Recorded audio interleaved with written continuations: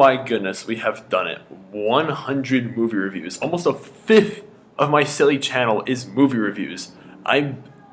We've made it this far. And of course, I had, like last weekend, I asked you guys, like, hey, what movie do you want me to review for my 100th review? And I was pleasantly surprised by the amount of suggestions that I got. I really was. But my boy Tomato says, like, he noted how I was talking about Logan. Like, I decided not to see it in theaters because I haven't seen the other X-Men films, but apparently you don't need to, like, watch the other X-Men films to know what's going on. So, yeah, I decided, let's pick Logan. So, yeah, here I am, 100 movie reviews. Thank you guys so much for getting me this far, and yeah, let's review Logan. I just remember when Logan was announced, they said, like, oh, the next Wolverine movie is going to be R-rated, like, oh, it's going to be so epic, yes, but it's like, at the time, I said, okay, just because Deadpool is such a huge hit off of an R rating doesn't mean all the other comic book movies have to follow the same path. Like, does Wolverine need an R rating? Like, they've made a lot of money off this X-Men franchise with PG-13 ratings. I feel like because they can appeal towards a wider audience, why would I limit that with just doing an R rating? But I looked more into the source material, and I've asked other, like, X-Men fans. Sorry. But, like, then I looked more into the whole, like, story of Wolverine. I'm like, yeah, a third Wolverine movie with an R rating actually might not be a bad idea, and it works.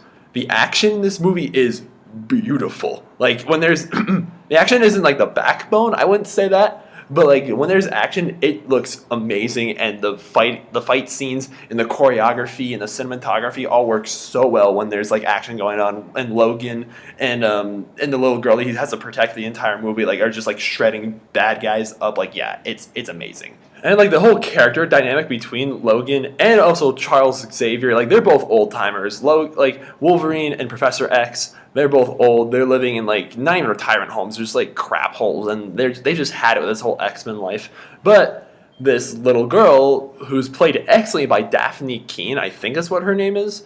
Correct me if I'm wrong, but yeah, she comes along and hey, she's just like Wolverine. She's a mutant too, and now we gotta look after her and like get her somewhere safe while this army of bad dudes is after you. So like, yeah, of course, like Logan and Charles Xavier had to get back into the swing of things. And even though this is supposed to be like a very dark and like gritty final like Wolverine Hugh Jackman film, there's definitely some time for, you know, more sincere and more like heck even funny moments. And the performances, like Hugh Jackman, like if they do decide to like reboot the X-Men franchise, I mean, I've heard details that they might at some point like they're gonna incorporate the X-Men into the MCU. Like if they do that, I will sing Kumbaya. But like who are they gonna get to play Wolverine? Like Hugh Jackman. Like you just look at Hugh Jackman and you just see Wolverine.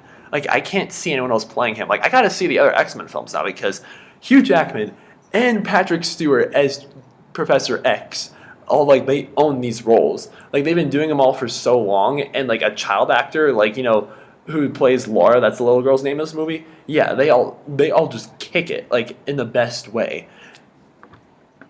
And I can say, like, yeah, even though I haven't seen the other films, like, if I like watched all the X-Men films before, because that's the reason why I didn't see this movie in theaters, I just haven't seen the other X-Men films, I didn't really get around to doing so. Yeah, if I saw all the X-Men films, then I watched this, I would probably be even more satisfied than I was, because I can say like, hey, this franchise ended off on a happy note, or not even a happy note, just a very satisfying note, let's just put it that way. And I can see like, if they do make more X-Men films in the future, that'd be great. I wonder if they do just like, if they do eventually like time into MCU, that'd be awesome. But yeah, like this film, I mean, Deadpool 2 is coming out in February. I'm really excited for that. But Wolverine's story ended on a fantastic note, and I know it. Well, I mean, a review is better late than never, right? I mean, the tribe has spoken. Yeah, I mean, shout out my boy Agent Tomato for suggesting me to review this movie for my 100th movie review. Like I had a great time with Logan. I really did. So yeah, I gotta give Logan a 9 out of 10 stars. It's an awesome film. Okay, here's to another 100 movie reviews on this silly website. Okay, you guys are the best. Thank you so much for watching. And yeah, if you enjoy this, please give it a thumbs up and subscribe to my channel, please. My name is TVB9. If only I had like plastic knives I could put in the webbings of my fingers, just go. But no, plenty of people have done alright. Alright, peace.